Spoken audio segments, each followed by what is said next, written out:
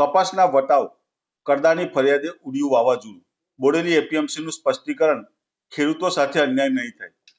Bodeli market yard ખાતે કપાસ વેચવા આવતા ખેડૂતો પાસેથી વટાવ કાપવામાં આવે છે તેમજ કપાસ ભીનો હોવાનું કહી કરદો કરવામાં આવે છે. એવી ફરિયાદોને લઈ છોટાઉદેપુર જિલ્લા કલેક્ટરને આપવામાં આવેલા આવેદનપત્ર બાદ મામલો ચર્ચાનું કેન્દ્રમાં આવ્યો છે. આ ફરિયાદને પગલે બોડેલી એપીએમસીના ચેરમેન અને વાઇસ ચેરમેન દ્વારા પત્રકાર પરિષદ યોજી સમગ્ર મામલે સ્પષ્ટતા કરવામાં આવી હતી. ખેડૂતો દ્વારા કલેક્ટરશ્રીને આવેદનપત્ર આપી રજૂઆત કરવામાં આવી હતી કે તેઓ પોતાની મહેનતથી પકવેલ કપાસ વેચવા બોડેલી માર્કેટ યાર્ડમાં આવે છે, જે વેપારીઓ ભાવ નક્કી કરીને ખરીદી કરે છે. બાદમાં કપાસને સંબંધિત જીનિંગ ફેક્ટરીમાં ખેડૂતના ખર્ચે ખાલી કરવામાં આવે છે અને ત્યાં કપાસ ભીનો કે નબળો હોવાનું કહી કરદો કરવામાં આવે છે તેમજ 1.5 થી 2% જેટલો વટાવ કાપવામાં આવે છે, જે ખેડૂતો માટે ગંભીર અન્યાય સમાન છે.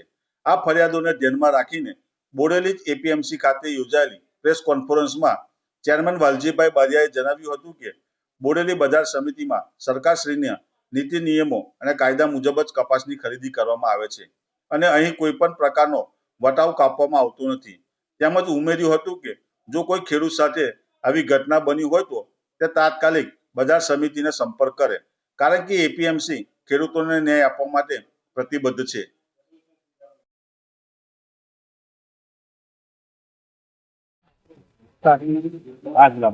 આજરોજ તારીખ 30/12/2025 ના રોજ અમે બોડેલી બજાર સમિતિમાં આવ્યા છે. ચેરમેન સાહેબ, વાઇસ ચેરમેન સાહેબને મળ્યા છે. અમને ચેરમેન સાહેબે આજ એક આશ્વાસન આપ્યું છે કે તમારી વટાવ પ્રથા એ બંધ આજથી બધે વેપારીઓ જોડે અમે ચર્ચા કરી છે અને બંધ કરવામાં આવી છે એવું અમને આશ્વાસન મળ્યું છે અને અમે એનાથી સંતોષ છીએ. એટલે નામ તમારું? રાઠવા ગુલાબસિંહભાઈ મનસિંહભાઈ, ગામ સિહાદા, કવાંચ. બધા મિત્રોને નમસ્કાર. આજના સંદર્ભમાં પ્રેસ કોન્ફરન્સ બોલાવવાનું કારણ એ હતું કે કાલના બોડેલી લાઈવના સમાચાર દ્વારા અમને લોકોને બોડેલી એપીએમસી લોકોને ખબર પડવામાં આવી કે કાલે બોડેલી લાઈવ દ્વારા કલેક્ટરશ્રીને કમાટ વિસ્તારના ખેડૂતોએ આવેદનપત્ર આપેલું છે. એ આવેદનપત્રમાં એમનો મુદ્દો એવો હતો કે બોડેલી એપીએમસી દ્વારા કપાસ લઈને જે લોકો આવે છે એ લોકોનો વટાવ કાપવામાં આવે છે અને કરદો કરવામાં આવે છે.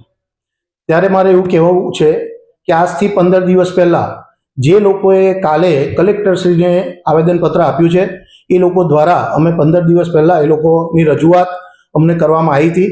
ત્યારે એમને કીધું હતું કે ભાઈ અમારી એપીએમસીમાં કોઈ વટાવ પ્રથા કે કોઈ કરદો પ્રથા નથી. ગુજરાત સરકારની ગાઈડલાઈન પ્રમાણે જ્યારે સિઝન શરૂ થવાની હતી એ પહેલાં અમે બોર્ડ ઓફ ડિરેક્ટરોની મિટિંગ બોલાવી, તમામ વેપારીઓ, જીનર્સો બધાને બોલાવીને આ મિટિંગ કરેલી હતી. ત્યાર પછી અત્યાર સુધી અમારી જોડે એક પણ જણની, કોઈ પણ ખેડૂતની એવી ફરિયાદ આવી નથી કે અમારી બોડેલી એપીએમસી દ્વારા જીનર્સોએ જે લાયસન્સ હોલ્ડરો છે એ લોકોએ કોઈ કરદો કર્યો હોય કે કોઈ વટાવ કાપ્યો હોય. આ જે ખેડૂતોએ કાલે જે વાત કરી છે એ વાતનું કોઈ તથ્ય છે નહીં. એ વાતનું અમે ખંડન કરીએ છીએ અને હજુ પણ જ્યારે એ લોકો આવ્યા હતા ત્યારે અમે લોકોએ એમને સામેથી કીધું હતું કે તમે જ્યારે પણ અમારા યાર્ડમાં કપાસ લઈને આવો અને કોઈ પણ જગ્યાએ આવો કરદો થતો હોય, વટાવ કપાતો હોય તો તમે અમને લિખિતમાં જાણ કરો. કોઈ પણ અત્યાર સુધી લિખિતમાં જાણ થયેલી નથી અને અમે વારંવાર દરેક ખેડૂતોને કહીએ છીએ. અમે દરેક જીન આગળ, દરેક અમારી એપીએમસી આગળ ગુજરાત સરકારે જે નિયમ પરિપત્ર બહાર પાડેલો છે ખેડૂતો માટેનો, એ તમામ પરિપત્રો અમે જાહેરમાં મૂકેલા છે અને અત્યાર સુધી એવી કોઈ પણ ફરિયાદ અમારા સુધી આવી નથી. આ એક રાજકીય સ્ટન્ટ અમારી ગણતરીએ લાગે છે. જેને પણ કંઈ તકલીફ હોય અને એવા પુરાવા હોય તો અમારી જોડે લઈને આવો, અમે એનો ન્યાયિક એનો જવાબ આપીશું અને 100% અમે જવાબ આપવા બંધાયેલા છે. પણ મારે 2 હાથ જોડીને બધા ખેડૂતોને અપીલ કરવી છે કે તમે લોકો ડાયરેક્ટ આ રીતે આક્ષેપો ના કરો.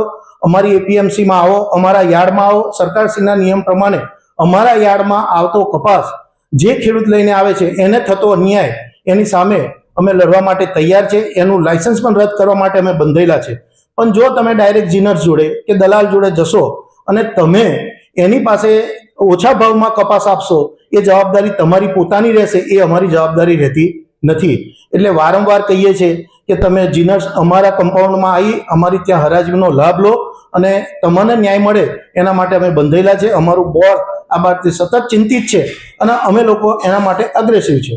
બીજી, ગુજરાત સરકાર, કેન્દ્ર સરકાર દ્વારા જે CCI ના ટેકાના ભાવ જે નક્કી કરેલા છે એ પ્રમાણે પણ તમે કપાસ લઈને આવો.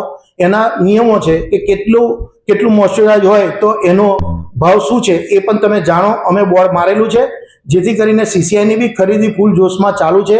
એના નિયમ પ્રમાણે એની નોંધણી કરાવો અને APMC માં આવો, APMC નો પણ લાભ લો અને સાચી રજૂઆત કલેક્ટરશ્રીને બી કરો, સરકારમાં પણ કરો.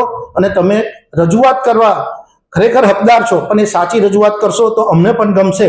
પણ ખોટા કોઈ રાજકીય હાથો બનીને આગળ કામ ના કરો એવી બધાને અપીલ કરું છું. જય હિન્દ, જય ભારત. શું નામ બાપુ?